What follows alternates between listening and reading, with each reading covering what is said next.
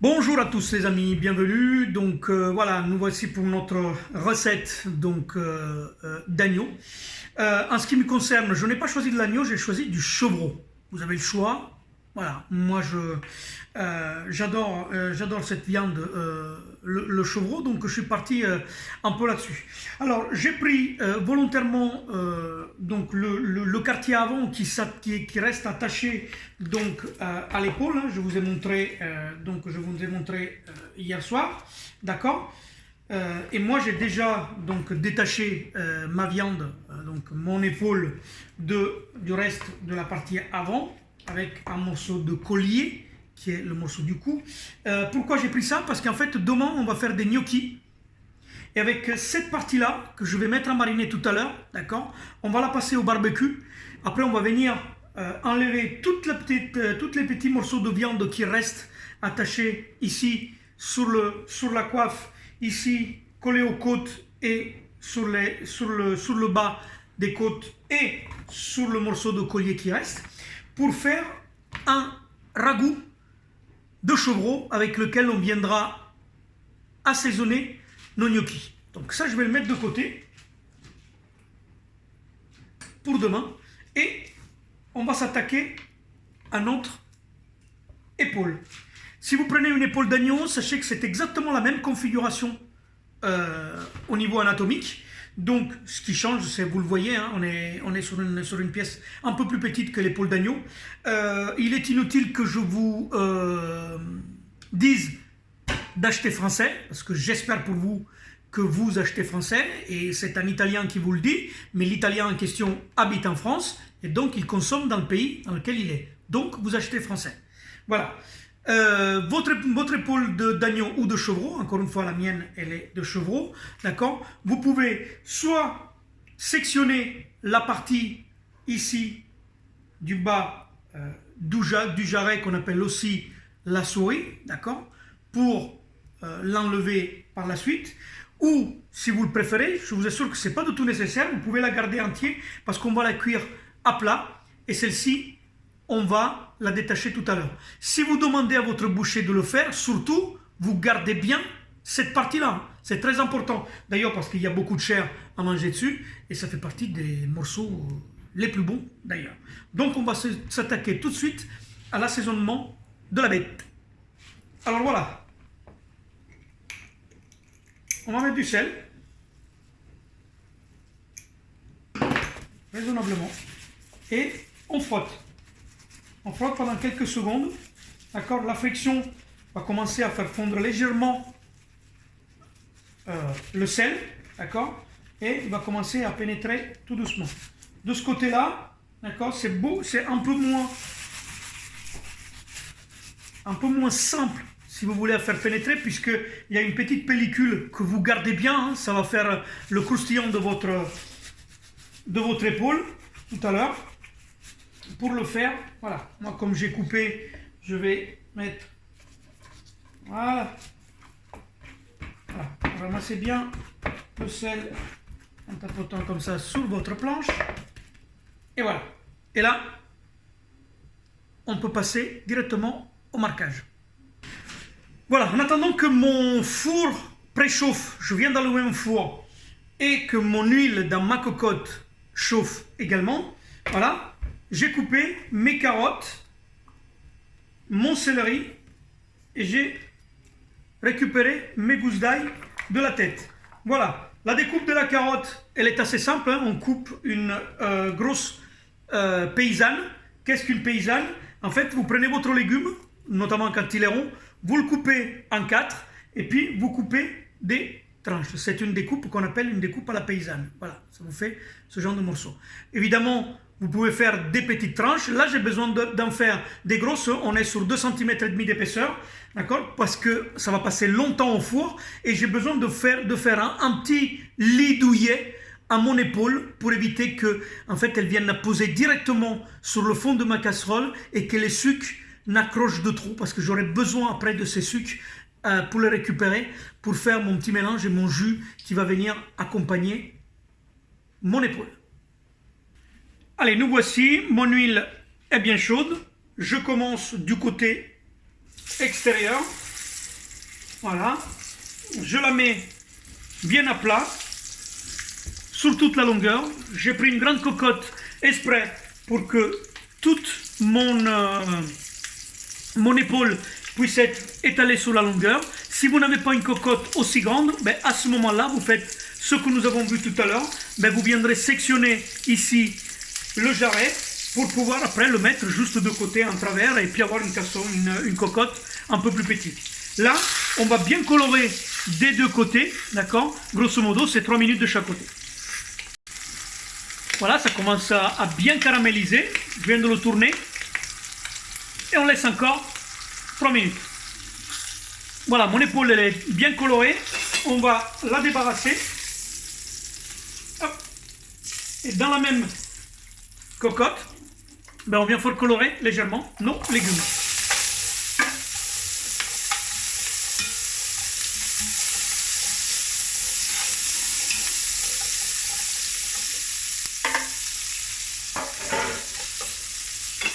Là, il va y en avoir encore pour 2 à 3 minutes de coloration.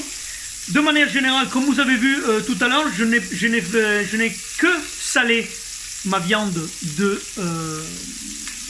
chevreau. Le poivre, on le mettra après. De manière générale, d'ailleurs, hein, quand vous grillez une viande ou quand vous la faites colorer dans une casserole, si vous voulez garder le côté fraîcheur du poivre sans le brûler, il vaut mieux ne pas le mettre ensuite, par la suite de la cuisson, soit en sortie de cuisson si c'est des grillades, soit juste avant le mijotage pour une viande mijotée ou braisée. C'est mon avis, vous en faites ce que vous voulez. Et voilà, mes légumes sont colorés. Je viens déposer donc mon épaule sous les légumes. Je vais mettre mon thym, mes brindilles de thym. Moi personnellement, voilà, je l'ai attaché le petit bouquet de thym. Ça me permettra tout à l'heure de l'enlever plus facilement, puisque les tiges du thym étant assez fines, si je ne veux pas m'amuser à les enlever une par une qui vont être désagréables à la dégustation, après, je les attache, ça me permettra de le récupérer plus rapidement. Et là, on va couvrir et c'est parti pour une cuisson de 40 minutes au four à 160 degrés. Alors, pendant que notre épaule d'agneau cuit au four, on va s'attaquer à la garniture, donc la sauce, et l'accompagnement, donc les endives. Sous la recette, souvenez-vous, il y avait des tomates pelées. Donc, ma boîte de tomates pelées, je l'ai ouverte et je l'ai mis à égoutter. D'accord?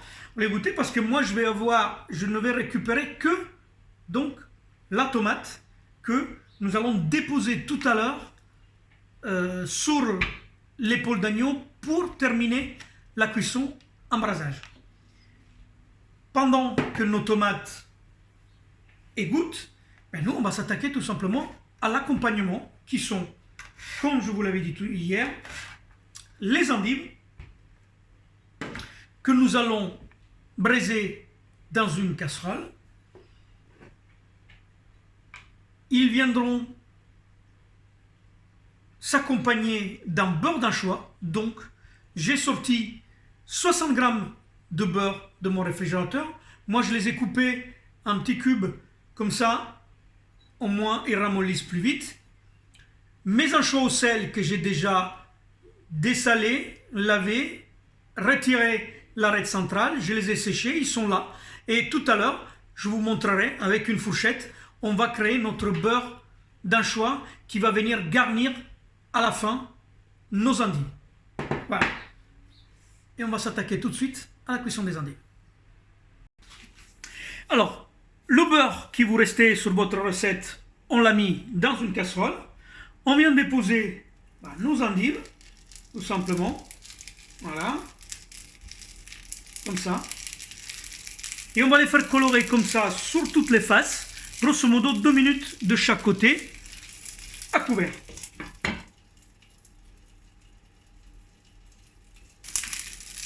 Au bout de 2 minutes, vous venez tourner vos endives et à ce moment-là, vous venez tout simplement les assaisonner légèrement, juste de sel, hein, et on mettra le poivre tout à l'heure. Voilà, mes endives sont colorées de tous les côtés. Je vais mettre un tout petit peu 2 moulins à poêle. Je vais venir mouiller avec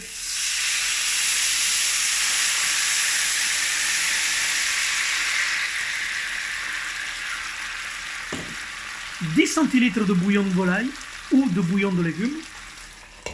Je vais couvrir et à ce moment-là, je vais baisser légèrement mon intensité, mon feu, pour le faire cuire de manière modérée pendant 25 minutes.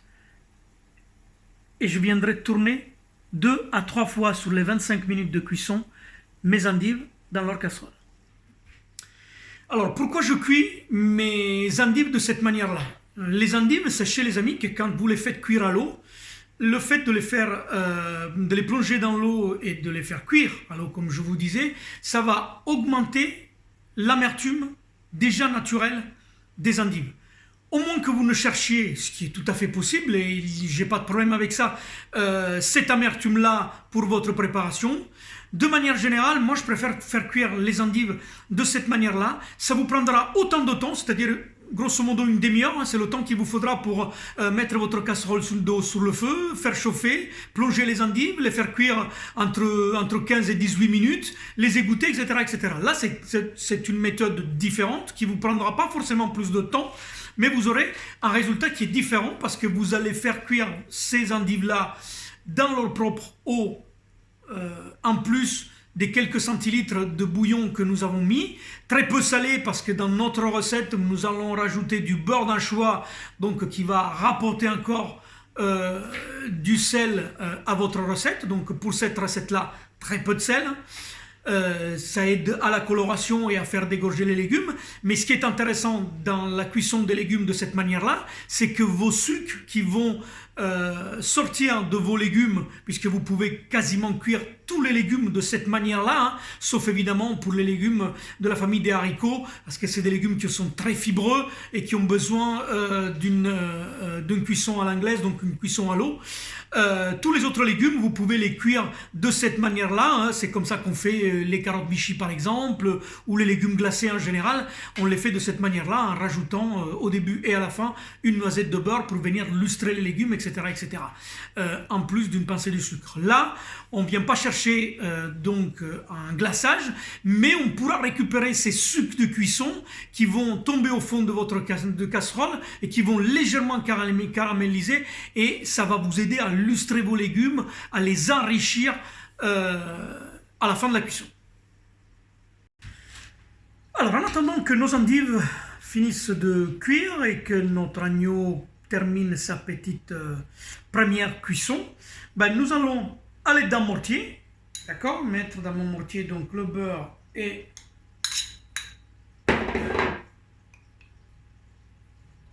mon anchois. Si vous n'avez pas de mortier, c'est pas grave, vous pouvez le faire écraser à la fourchette ou directement sur votre planche de travail. Moi j'adore utiliser les mortiers pour faire ce genre de mélange, d'accord, c'est toujours agréable, et puis ça ramène à des gestes anciens qu'il ne faut surtout pas perdre. Voilà, notre beurre est prêt. Il ne reste plus que à le débarrasser et on le ressortira, voilà, tout à l'heure pour venir napper nos endives. Alors voilà, pendant que nos endives finissent de cuire, là je viens de sortir donc mon épaule du four, hein. Vous voyez, il y a une belle caramélisation des légumes qui commence à se faire. Là je vais tourner mon épaule de l'autre côté, reposer mon temps. Je vais venir récupérer donc mes tomates que je vais juste déposer entiers comme ça, sans les écraser. On a besoin de tout leur jus, ils vont venir se confire en même temps. Plus de matière grasse, puisqu'on a déjà suffisamment de matière grasse dans notre chevreau, avec l'huile en plus que nous avons mis pour le faire colorer.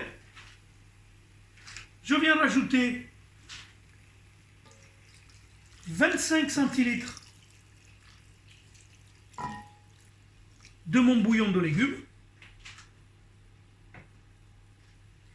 Et là, on est reparti pour 1h30 au four à 150 degrés. Et voilà les amis, nous y sommes. 25 minutes après, regardez. Là, on a une belle caramélisation des sucres. Mes endives sont parfaitement cuites. Hein. Regardez. Voilà, vous les piquez ici à la base. Voilà, le couteau rentre et ressort magnifiquement. Et là, on a une très belle caramélisation de nos sucres de cuisson. Votre endive, elle est colorée comme il faut, n'est pas brûlée. Voilà. Et on va pouvoir la préparer avec notre beurre d'anchois. Allez, nous voici. Donc, vous avez vos endives, vous allez les couper en deux dans le sens de la longueur. Voici. Hop. Et vous allez venir disposer donc votre beurre d'anchois hein, par petits morceaux de cette manière-là. Voilà, sur toutes vos endives. Mettez bien sur la pointe, comme ça rentrera bien à l'intérieur. Et vous faites ça sur toutes vos endives. Voilà.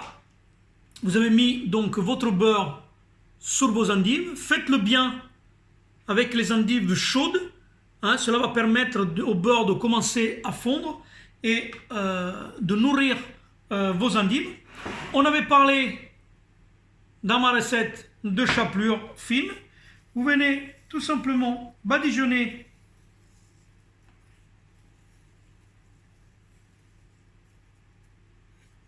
vos endives de chapelure et on va les glisser entre 3 et 4 minutes sous la position grill de votre four. Allez, nous voici. 1h30, elle s'est écoulée. Voilà, nous avons tous les éléments qui sont là. Comment on voit que c'est cuit hein. La chair, elle se détache bien. Voilà, des os. Hop. Et là, voilà, comme vous voyez que la palette ici, elle se détache complètement. Vous n'avez plus qu'à voilà, faire tourner comme ça, et hop, et l'os, la palette, il vient. Voilà, votre viande, elle est parfaitement cuite. Là, on va la débarrasser. Hop. Et préparer notre sauce avec tous nos condiments. Je vais enlever l'ail en chemise et on va passer au mixage de cette sauce qui nous servira d'accompagnement. Et voilà, tous les éléments sont dans le blender. Il ne reste plus qu'à mixer.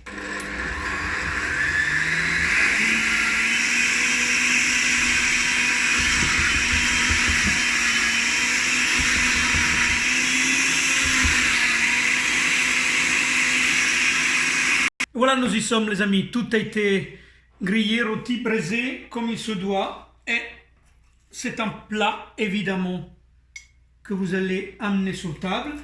Donc vous disposerez, si cela vous plaît, vos endives d'accompagnement dans votre plat. Voilà. On viendra déposer notre épaule confite devant l'assiette. Et voilà les amis, vous n'avez plus que amener à table avec la sauce d'accompagnement qui va avec, que nous avons réalisé en mixant tous les éléments de la garniture avec les tomates pelées et le jus de cuisson et les sucres de cuisson de notre épaule. Je vous souhaite un bon appétit et ciao, à presto.